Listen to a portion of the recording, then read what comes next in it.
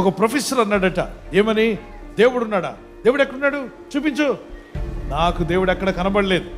ఎలా చెప్పగలిగారు సార్ అని స్టూడెంట్స్ అడిగితే, పశువు ఉంటే కనబడుతున్నాయి, పక్షులు కనబడుతున్నాయి, మనుషులు కనబడుతున్నారు, ప్రకృతి కనిపిస్తుంది కాబట్టి ప్రకృతి ఉంది, వస్తువులు కనబడుతున్నాయి కాబట్టి వస్తువులు ఉన్నాయి, దేవుడు కనబడలేదు కాబట్టి దేవుడు లేడు అన్నాడట. ఆ సండే స్కూల్కి వెళ్ళి వచ్చిన పిల్లలు అక్కడ ఉన్నారు. వాళ్ళు చెప్పారు, సార్ మేము కూడా ఒక ప్రశ్న అడగొచ్చా మిమ్మల్ని? అడగండి, ఏం కావాలి?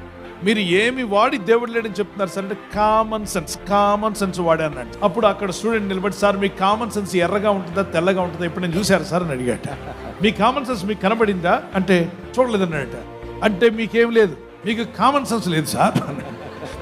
నువ్వు గాలిని చూడకపోయినా గాలి ఉందండి అని నమ్ముతున్నావు కదా, ఆ గాలిని చేసిన దేవుడిని కనబడకపోయినా ఆయన ఉన్నాడు అని నీవు నమ్మాలి.